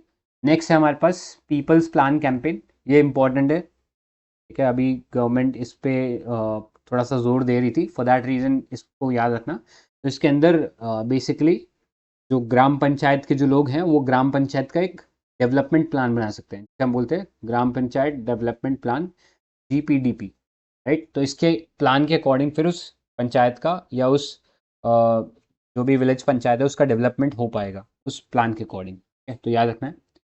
नेक्स्ट है national institute of rural development and panchayati raj. तो ये बेसिकली एक autonomous institution under ministry of rural development for capacity building of rural development functionary, local representative, bankers, NGOs। तो बेसिकली एक ट्रेनिंग इंस्टीट्यूट है जहाँ पे लोगों को रूरल डेवलपमेंट के अंदर ट्रेन किया जाता है, ठीक है। इसके अलावा नेशनल पंचायत अवार्ड भी हैं, बट वो करंट अफेयर्स का पार्ट हो जाएगा, ठीक है। इसके अलावा स्वामित्व स्कीम है जहाँ पे लैंड के जो रिकॉर्ड्स हैं उनको मेंटेन किया जाता है, राइट। इसके बारे में आगे पढ़ेंगे, ठीक है। तो ये पता होना चाहिए। इसके अलावा हमारे पास इंपॉर्टेंट पंचायती राज कमेटीज़ है, right, starting from Balwant Rai Mehta committee to Thungon committee. ये आप लोगों ने अपना लक्ष्मीकांत जो बुक है उसमें पढ़ाई हुआ, राइट। तो अभी इसको यहाँ पे डिस्कस नहीं करेंगे बिकॉज अदरवाइज टाइम ज़्यादा लग जाएगा। यहाँ पे I post summary of these committees कि क्या क्या रिकमेंडेशन थे। तो आपको ये याद रखना है क्या क्या रिकमेंडेशन थे। जैसे इसमें से कुछ कमिटीज़ ने बोला था कि 3 tier स्ट्रक्चर होना चाहिए, किसी ने बोला कॉन्स्टिट्यूशनल मैंडेट मिलना चाहिए पंचायती राज को। तो ये सारी चीज़ें थी जो आपके लिए जानना इंपॉर्टेंट है, राइट। ये आपको टेलीग्राम चैनल जो है उसके अंदर मिल जाएगा एक इन्फोग्राफिक, वहाँ से पढ़ लेना अगर जिन्होंने नहीं पढ़ा है तो, राइट। बाकी किसी को कोई डाउट है इस पार्ट में? चलो ठीक है, आई थिंक आगे एड्रेस हो जाएगा कोई डाउट होगा तो। नेक्स्ट भी जो आर्टिकल है वो ऑलमोस्ट इसी से रिलेटेड है, that talks about the finances of Panchayati Raj institution. तो यहाँ पे ये याद रखना, अभी RBI ने एक बेसिकली रिपोर्ट निकाला है, रिपोर्ट का नाम था finances of Panchayati Raj institutions, ठीक है। तो ये रिपोर्ट में बेसिकली बोला क्या गया था, इसमें बेसिकली कि पंचायती राज का जो फाइनेंशियल एम्पावरमेंट है इसको कैसे हम लोग इंश्योर कर सकते हैं उसके बारे में बात की गई। बट वो बात करने से पहले थोड़ा सा हम लोग कॉन्स्टिट्यूशनल स्ट्रक्चर देख लेते हैं regarding financial empowerment of panchayat. तो आपके पास पहला आर्टिकल है आर्टिकल 243 कैपिटल H। ये बात करता है कि finances of panchayat they will be secured from the by the authorization from state legislator. मतलब जो स्टेट लेजिस्लेशन है वो बेसिकली ग्रांट इन एड देगा या फिर पंचायत को एम्पावर करेगा कि वो कुछ फीस या टोल्स या ड्यूटीज़ या टैक्सेस ले सकते हैं फ्रॉम द लोकल एरिया, जिससे वो अपना फंडिंग इंश्योर कर सकते हैं। इसके अलावा स्टेट से तो उन्हें ग्रांट इन एड मिलेगा ही। ग्रांट इन एड मतलब एक पैसा जो है आपने एड के अंदर दे दिया, उसको रिटर्न करने की ज़रूरत नहीं है, ठीक है। और ये पैसा दिया कहाँ से जाता है? This is given from the consolidated fund of the state, ठीक है। जो स्टेट का जो कंसोलिडेटेड फंड है उसमें से ये पैसा दिया जाता है। नेक्स्ट आपके पास आर्टिकल 243I, तो यहाँ पे एक स्टेट फाइनेंस कमीशन बनाना पड़ेगा। जैसे हमारे पास सेंट्रल फाइनेंस कमीशन है ना, आपको पता है आर्टिकल 280 के अंदर हमारे पास एक फाइनेंस कमीशन होती है। सिमिलरली स्टेट को अपने लेवल पे भी एक खुद का स्टेट फाइनेंस कमीशन बनाना पड़ेगा under article 243 capital I every 5 years, जो कि रिव्यू करेगा पोजीशन ऑफ द पंचायत और उनका जो फाइनेंशियल पोजीशन इंप्रूव करने के लिए क्या रिकमेंडेशन हो सकते हैं वो देगा स्टेट गवर्नमेंट को, ठीक है। सिमिलरली आर्टिकल 283, ठीक है, जो मैंने बताया था जहाँ पे हमारा जो सेंट्रल फाइनेंस कमीशन है वो रहेगा, उसका जो सब क्लॉज 3 है, जो क्लॉज 3 है उसके अंदर क्लियरली ले डाउन है कि वो रिकमेंड करेगा जो स्टेट्स हैं उनको कि वो कैसे अपना जो कंसोलिडेटेड फंड ऑफ स्टेट है उसको ऑर्ग्यूमेंट कर सकते हैं ताकि पंचायती राज की जो फंडिंग है वो बेटर हो सके, ठीक है। ये तीनों आर्टिकल्स आपको पता होने चाहिए। नेक्स्ट, फंडिंग कहाँ कहाँ से आती है तो आपको सोर्सेज पता होना चाहिए पीआरआईज के लिए। पहला है डायरेक्ट सोर्सेज, ठीक है। डायरेक्ट रेवेन्यू के क्या सोर्सेज हैं? तो आपके पास एक तो है टैक्स रेवेन्यू, मतलब आपने टैक्स लिया from property tax, right. Agriculture जो भी हो रहा है उस प्रॉपर्टी पे आपने टैक्स वसूल किया लोगों से उस एरिया के, या फिर ड्यूटीज़ लगाई, कमोडिटीज़ लगाई, सर्विस टैक्स लगाए, या कोई किसी प्रोफेशन के ऊपर टैक्स लगा दिया, तो उससे जो पैसा आएगा वो डायरेक्ट टैक्स रेवेन्यू बन जाएगा। फिर आपके पास है non tax revenue. For example आपने देखा होगा गोवा वगैरह में क्या करते हैं म्यूनसिपैलिटी, जो गांव की जो लोकल पंचायत होती है वो बेसिकली गाड़ी पार्क करने के लिए लोगों से पैसा वसूलती है या फीस वसूलती है, तो उसके थ्रू भी वो पैसा जनरेट कर सकते हैं। इसके अलावा टाइड ग्रांट्स है, मतलब जैसे स्वच्छ भारत अभियान एक स्कीम हो गया, तो इसके अंदर कुछ पैसा डायरेक्टली पंचायती राज इंस्टीट्यूशंस को दिया जाता है। सिमिलरली अनटाइड ग्रांट्स हैं, ये कुछ पर्पस के लिए पैसा दे दिया गया है डायरेक्टली, और वो डिस्क्रिशनरी पावर होता है पंचायत का कि उस पैसे को वो कैसे यूज़ करती हैं। टाइड ग्रांट में पैसा सिर्फ उस स्पेसिफिक पर्पस के लिए यूज़ किया जा सकता है, बट अनटाइड ग्रांट में उनके पास डिस्क्रिप्शन रहता है कि वो और किसी चीज़ के लिए भी उस पैसे को इस्तेमाल कर सकते हैं। नेक्स्ट है परफॉर्मेंस बेस्ड ग्रांट्स, मतलब जैसे जैसे इंप्रूवमेंट होती दिखेगी उस काम में तो फिर पैसा और दिया जा सकता है। इसके अलावा स्पेशल कैटेगरी ग्रांट्स है कि अगेन कोई यूनिक चैलेंज है जिसको एड्रेस करने के लिए पैसा देना ज़रूरी है, तो वहाँ पे आप स्पेशल कैटेगरी ग्रांट्स दे सकते हो। इसके अलावा कई सारी गवर्नमेंट की स्कीम होती है, सेंट्रल और स्टेट गवर्नमेंट की स्कीम, उसके अंदर भी पैसा दिया जाता है। जैसे मनरेगा हो गया, प्रधानमंत्री आवास योजना हो गया, सांसद आदर्श ग्राम योजना हो गया। सिमिलरली कई बार इंटरनेशनल बॉडी से ग्रांट मिलता है, ठीक है, लाइक वर्ल्ड बैंक। तो ये भी कभी कभी जो पंचायती राज इंस्टीट्यूशंस होते हैं इनको डायरेक्टली पैसा देते हैं। क्लियर? तो ये सारे चीज़ें पता होनी चाहिए। कोई डाउट है इतने पार्ट में किसी को? सर इससे रिलेटेड एक आरबीआई रिपोर्ट आया था ऑन पंचायती राज अभी कौन सा report? 2-3 दिन पहले न्यूज थी। ठीक है, जो वो देख के बताना एक बार, बिकॉज ये वाला तो फाइनेंस स्पेसिफिक रिपोर्ट है।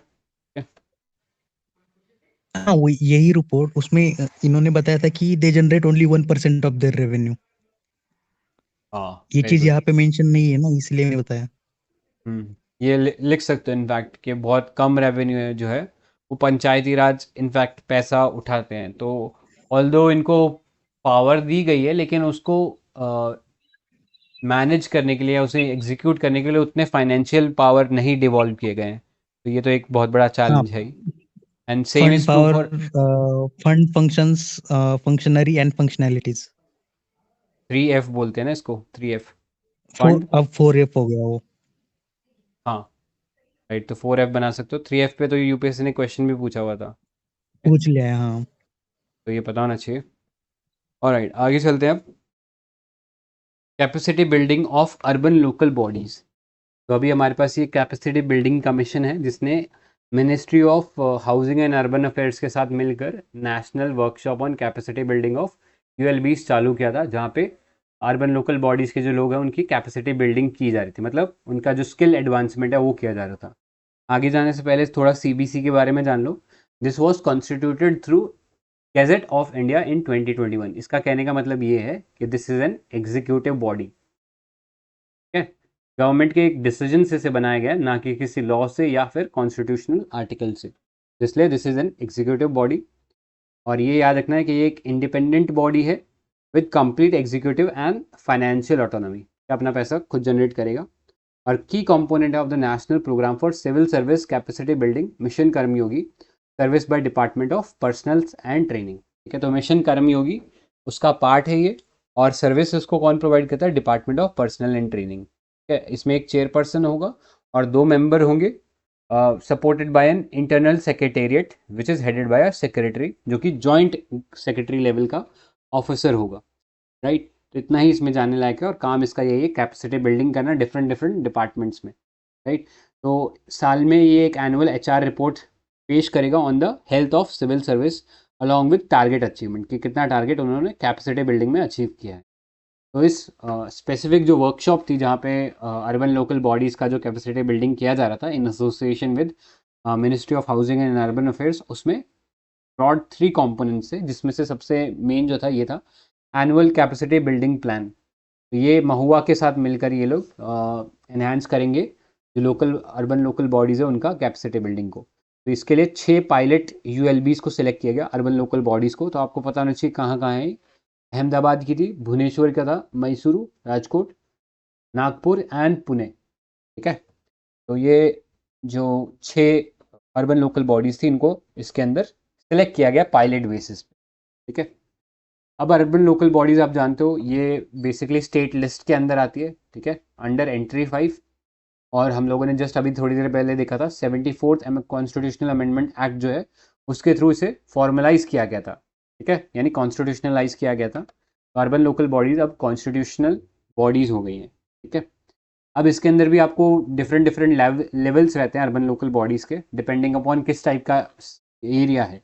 अगर छोटा एरिया तो वहाँ पे आपको देखने को मिलता है नगर पंचायत, उससे बड़ा जो स्मॉलर अर्बन एरिया होता है उसके लिए म्यूनसिपल काउंसिल्स मिलती है, और जो बहुत बड़े अर्बन एरियाज होते हैं जैसे दिल्ली हो गया तो दिल्ली का अपना एमसीडी है, दिल्ली म्यूनसिपल कॉरपोरेशन। ठीक है, तो म्यूनसिपल कॉरपोरेशन ऑफ दिल्ली, ऐसे ही बॉम्बे का है अपना बीएमसी है, बैंगलोर का अपना है, पुणे का अपना है।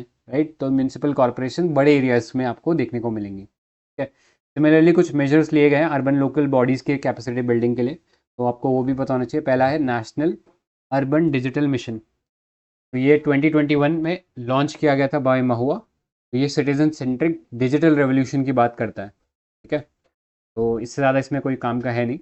नेक्स्ट है national institute of urban affairs, ये भी अगेन अर्बन लोकल बॉडीज़ को हेल्प करने का जो काम है वो करता है। ठीक है, इसके बाद है म्यूनसिपल बॉन्ड्स। तो अभी जैसा हम लोगों ने बात किया था कि फंडिंग का एक प्रॉब्लम रहता है, कि ऑल्दो इनको फंक्शंस दिए गए हैं लेकिन उसको एग्जीक्यूट करने के लिए इनके पास फंड्स नहीं होते। तो उस फंड्स को ओवरकम करने के लिए एक नया इनोवेटिव स्टेप इन्होंने लिया, दैट इज़ म्यूनसिपल बॉन्ड्स।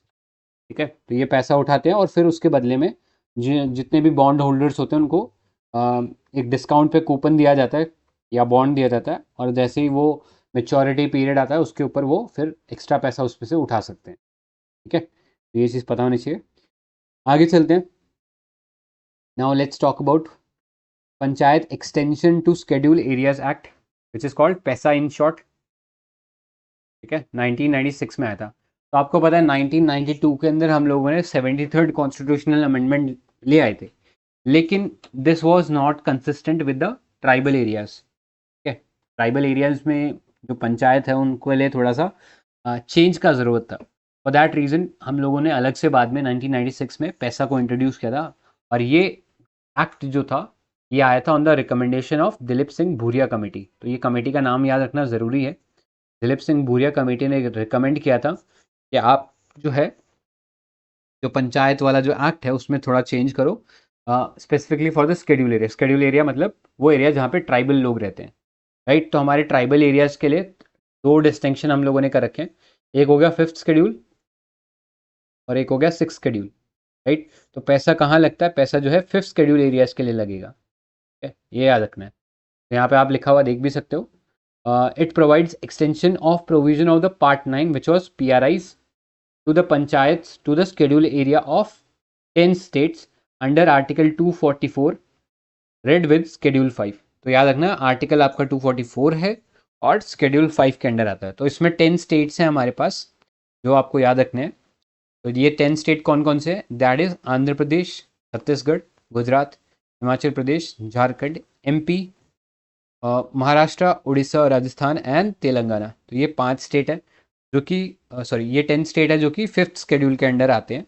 इनमें से 8 स्टेट जो है उन्होंने ऑलरेडी पैसा को नोटिफाई कर दिया और इम्प्लीमेंट कर दिया। 2 स्टेट बाकी थे जिनमें झारखंड और उड़ीसा जो थे उन्होंने अभी पैसा को इम्प्लीमेंट नहीं किया। और इस केस में झारखंड का ही न्यूज़ था कि झारखंड ने अभी पैसा को जो ड्राफ्ट रूल है वो बेसिकली नोटिफाई कर दिए फॉर पब्लिक कंसल्टेशन। यानी अभी भी इनको इम्प्लीमेंट करने में थोड़ा और 2-3 सालों का शायद समय लग सकता है, राइट। सो ले दे के अभी सिर्फ 2 ही स्टेट बचे हैं जिन्होंने पैसा को पूरी तरीके से इम्प्लीमेंट नहीं किया है। क्लियर, याद रखना है। इसके अलावा मिनिस्ट्री ऑफ पंचायती राज जो है वो नोडल मिनिस्ट्री है for the implementation of PESA in all states. तो PESA act is also called as constitution within constitution, right. So इसमें बहुत सारे ऐसे प्रोविजन हैं जो कि सेल्फ ऑटोनॉमी का जो है थोड़ा बहुत राइट देते हैं ट्राइबल्स को, ताकि वो अपना कल्चर प्रोटेक्ट कर सके। For that reason it is called constitution within constitution. ठीक है, तो याद रखना है, अगर ये टर्म इस्तेमाल होता है तो यू शुड नो, या आपके दिमाग में क्लिक होना चाहिए that constitution within constitution का मतलब कहीं ना कहीं पैसा होता है। ठीक है, अब पैसा के अंदर पावर्स क्या मिलते हैं वो थोड़ा सा देख लेते हैं। तो यहाँ पे आप देख सकते हो मेजर पावर्स ऑफ ग्राम सभा, राइट। उसको आगे देखने से पहले पहला ये वाला पार्ट देख लो, क्या क्या फीचर्स हैं पैसा के। तो पहला, this is in conformity with customary law. जो ट्राइबल्स हैं उनके जो कस्टम्स हैं, उनके जो बेसिकली रिचुअल्स हैं, उनके साथ कंसिस्टेंट है पैसा। यहाँ पे क्लियरली बोला गया है कि state legislation on panchayat shall be in conformity with customary law. यानी जो स्टेट जो भी लेजिस्लेशन बनाएंगे that should be in accordance with the customs and religious and social practices of the tribal people. ठीक है, उनकी जो भी कस्टम्स है, प्रैक्टिसेस है, उनको फॉलो करना चाहिए ये जो भी पैसा एक्ट बनाया जाएगा वो। नेक्स्ट, ग्राम सभा के बारे में इसमें बोला गया है।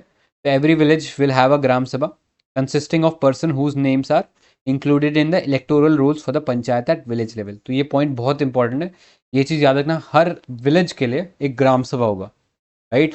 अगर आप 73rd कॉन्स्टिट्यूशनल अमेंडमेंट एक्ट देखोगे तो यू विल फाइंड कि वहाँ पे मल्टीपल विलेजेस को मिला के उनके लिए एक ग्राम सभा बनाई जा सकती है। ठीक है, जैसे हरियाणा के अंदर अगर आप जाओ तो ऐसा आप देखोगे 5-6 गांव हैं, उनके लिए एक पंचायत है या एक ग्राम सभा है, राइट।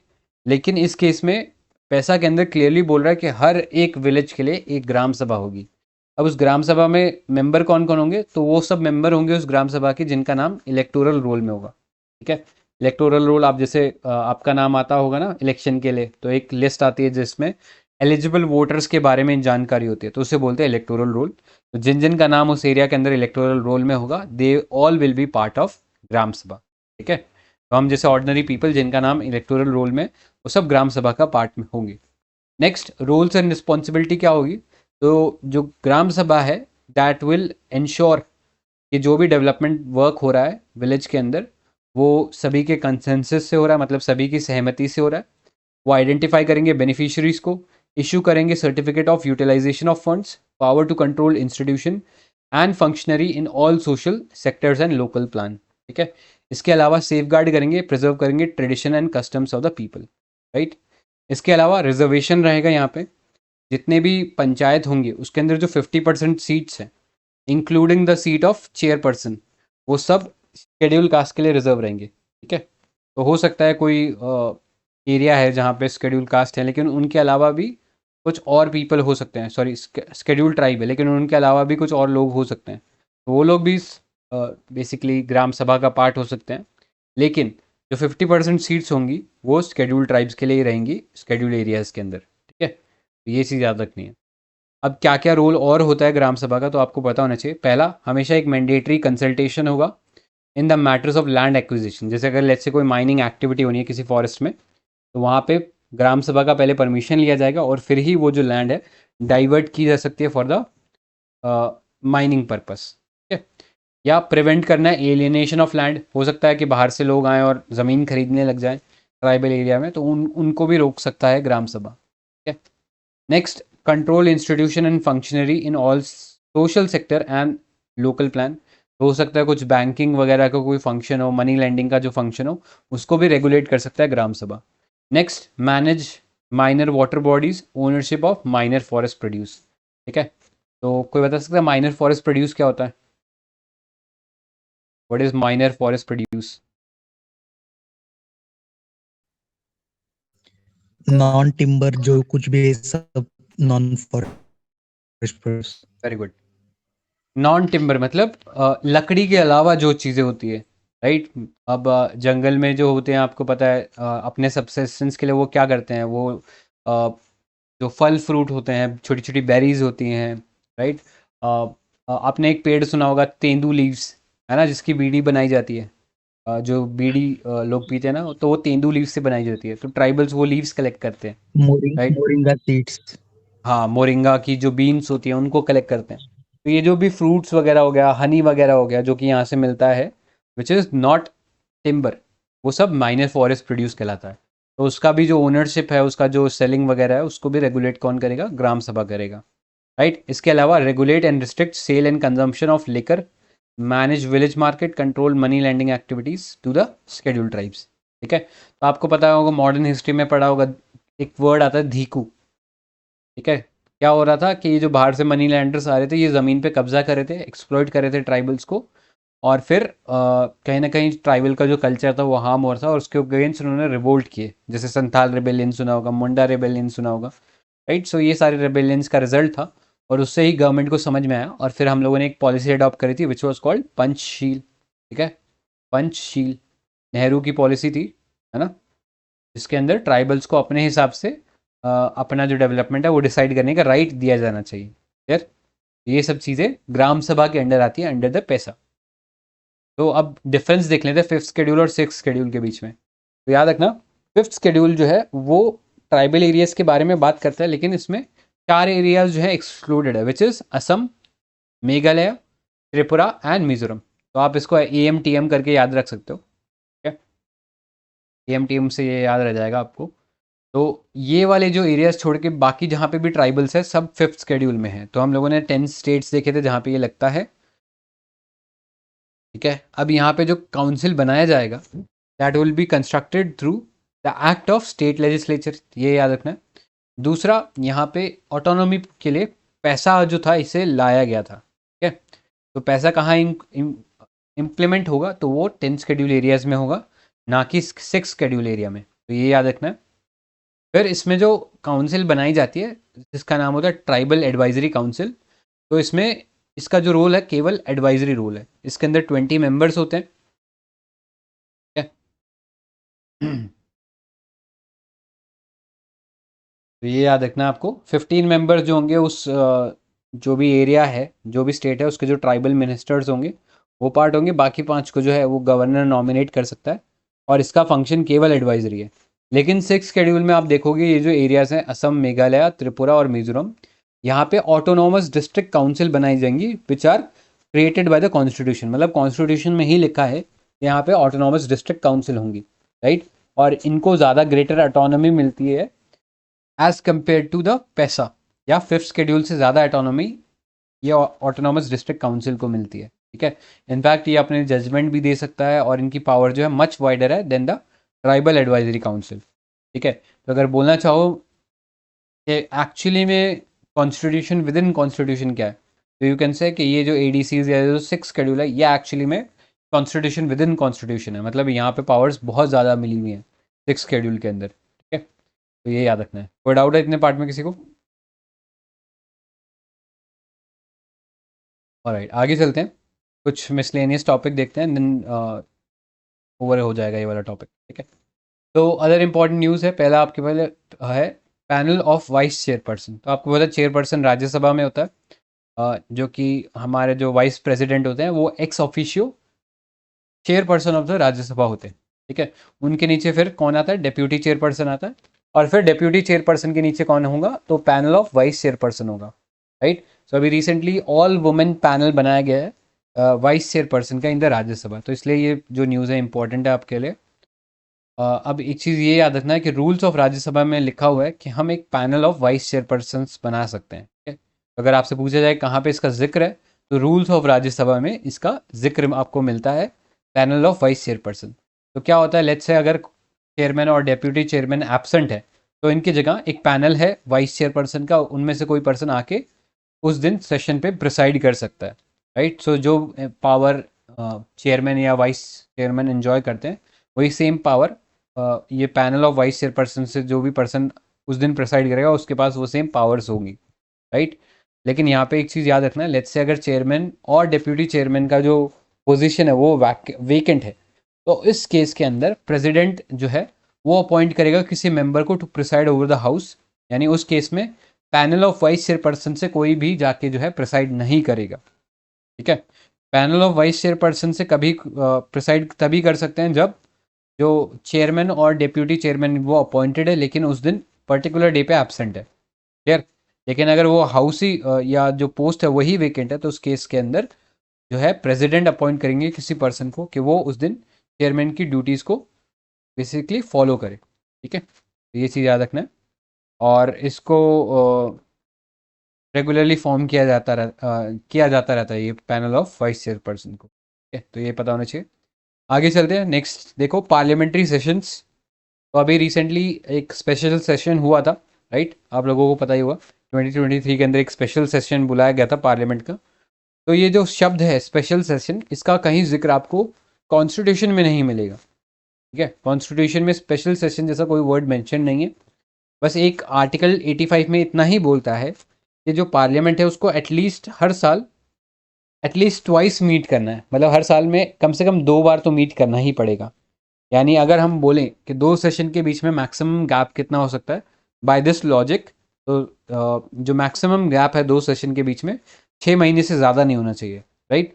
तो यूपीएससी ने ये क्वेश्चन भी पूछा हुआ है पिछले 2-3 सालों में, आई थिंक शायद 2020 में पूछा था मे बी, राइट। तो आपको ये चीज़ पता होनी चाहिए कि जो पार्लियामेंट का जो सेशंस हैं उनके बीच में 6 महीने से ज़्यादा का गैप नहीं होना चाहिए या फिर एटलीस्ट साल में 2 बार मीट करना चाहिए।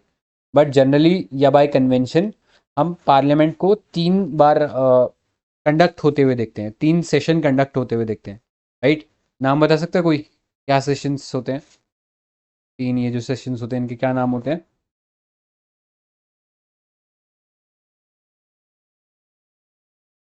नहीं बड़ी budget, monsoon, winter. Correct, budget, monsoon और विंटर सेशन, राइट। इसके अलावा अभी जो रिसेंट हुआ था उसको फिर नाम दे दिए गए स्पेशल सेशन, ठीक है, ये पता होना चाहिए। और जनरली स्पेशल सेशन और या कभी भी सेशन बुलाना है कब उसको एंड करना है ये किसका काम होता है? तो ये cabinet committee on parliamentary affairs का काम होता है, ठीक है। और वो फिर रिकमेंडेशन करते हैं अपना, वो रिकमेंडेशन प्रेसिडेंट के पास जाता है और फिर प्रेसिडेंट समन करता है एमपीज़ को कि आ जाओ भैया पार्लियामेंट का सेशन चालू होने वाला है, ठीक है। आगे चलते हैं, next immunity for the president की हम लोग बात कर रहे थे कि प्रेसिडेंट जो होते हैं उनको इम्यूनिटी मिलती है, राइट। लेकिन सुप्रीम कोर्ट ने अभी बोला कि अगर गवर्नमेंट कोई एग्रीमेंट ऐसा है जहाँ पे प्रेसिडेंट पार्टी है, राइट, और उस फिर एग्रीमेंट को फॉलो नहीं करती क्योंकि उनको पता है कि जो प्रेसिडेंट है वो पार्टी है and he is immune from those provisions, तो इस केस में जो गवर्नमेंट है they can not claim immunity, right. कि गवर्नमेंट ये बोल के इम्यूनिटी क्लेम नहीं कर सकती क्योंकि पार्टी प्रेसिडेंट है और उस फिर कॉन्ट्रैक्ट को फॉलो ना करे, राइट। तो ये चीज़ इसके लिए सुप्रीम कोर्ट ने थोड़ा सा एक नेगेटिव रिमार्क दिया गवर्नमेंट को, ठीक है। तो ये पता होना चाहिए। एक चीज़ याद रखना, supreme court said that article 299 does not give government power to break the statutory law, ठीक है। नेक्स्ट आर्टिकल 361 में कॉन्स्टिट्यूशन ग्रांट्स इम्यूनिटी और protection to the president and the governor of the country, ठीक है। तो ये याद रख लेना। आर्टिकल 61 आपको पता होना चाहिए किस बारे में होता है? आर्टिकल 61 इम्पीचमेंट है क्या प्रेसिडेंट का? Correct, impeachment of the president, ठीक है। इम्पीचमेंट ऑफ द प्रेसिडेंट होता है आर्टिकल 61। तो ये याद रखना, conduct of president can be reviewed only if the either house of the parliament designate a court or a tribunal or any other body to investigate the charges under article 61। तो ये चीज़ याद रखना है आपको। नेक्स्ट चलते हैं, rules के बारे में है थोड़ा सा।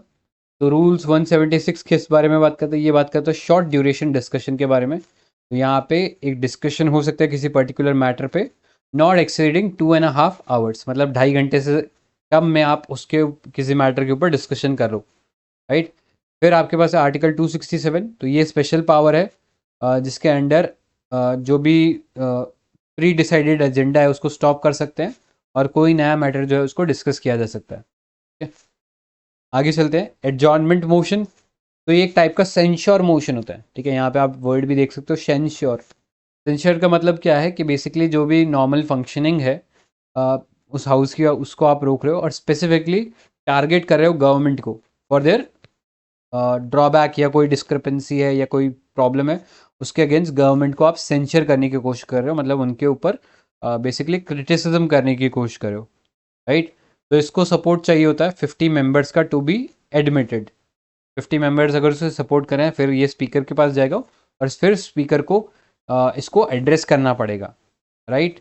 तो यहाँ पे जनरली क्योंकि सेंसर है मतलब आप गवर्नमेंट को चैलेंज करो डायरेक्टली इसके थ्रू, तो ये इसलिए केवल लोकसभा में लाया जा सकता है और ये सिर्फ कुछ definite matter of urgent public importance के लिए लाया जा सकता है विद स्पीकर्स कंसेंट, ठीक है। तो याद रखना, लोकसभा में on a definite matter of public urgent public importance इसको एडमिट करने के लिए 50 मेंबर्स का सपोर्ट चाहिए, क्योंकि ये एक सेंसर इंश्योर करता है अगेंस्ट द गवर्नमेंट, इसलिए ये केवल लोकसभा में आ सकता है और राज्यसभा में कभी भी नहीं आएगा।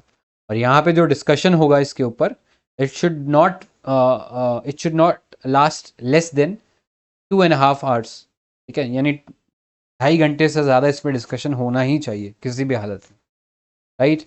नेक्स्ट है सबऑर्डिनेट लेजिस्लेशन। इसका सिंपल मतलब इतना ही होता है कि लॉ बनाने का काम किसका है, पार्लियामेंट का, ठीक है। लेकिन लॉ जो होता है ये एक ओवरऑल ब्रॉडर स्केलेटल स्ट्रक्चर बोल सकते हैं किसी भी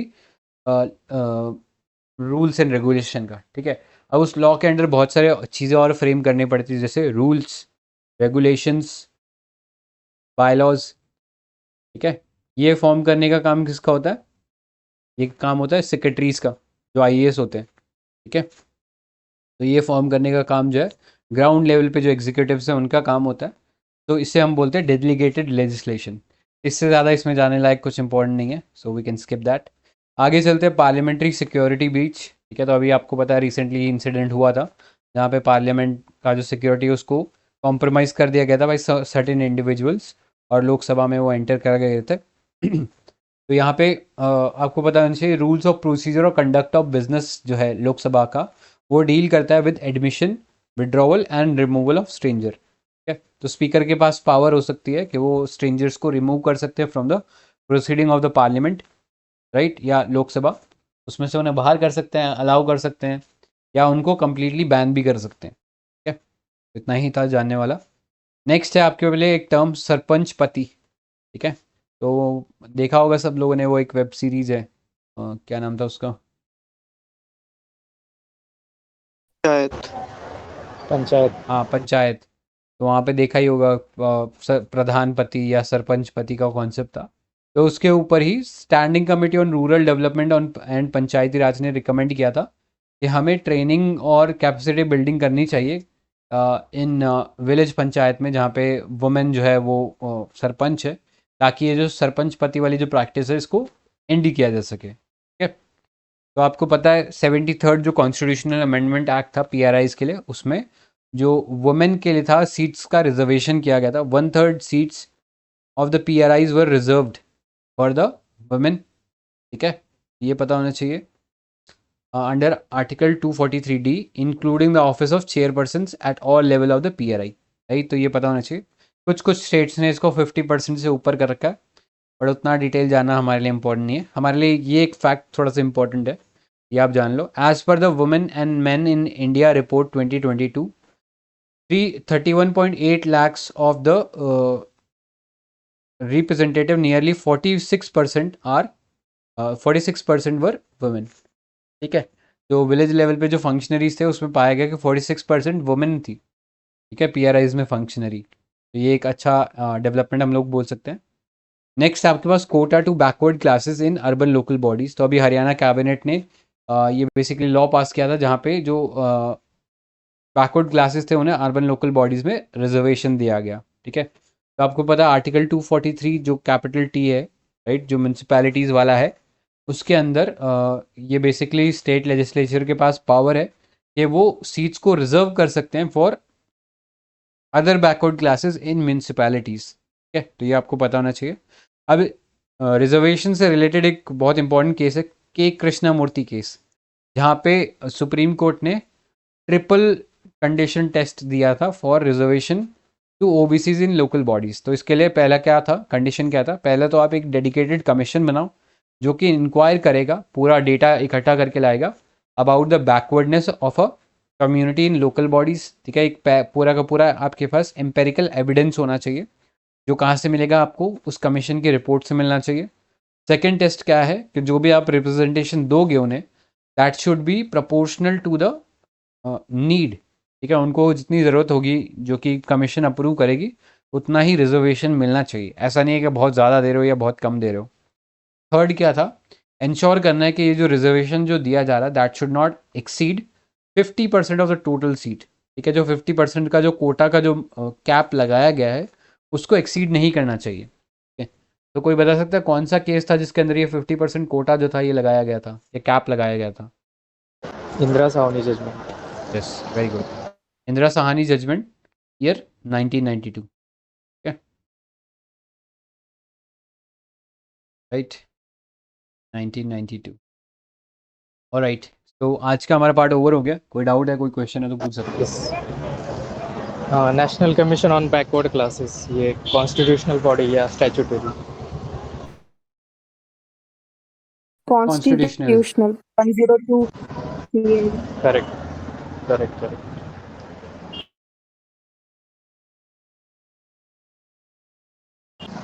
इतना ही था। ठीक है गाइस, फिर आज के लिए एंड करते हैं and tomorrow will start with next chapter which would be centre and state relation. तो ये वाला तो हो जाएगा, छोटे चैप्टर है, उसके बाद जो फोर्थ चैप्टर है वो भी चालू कर देंगे। तो आज के लिए एंड करते हैं guys, thank you for sir joining.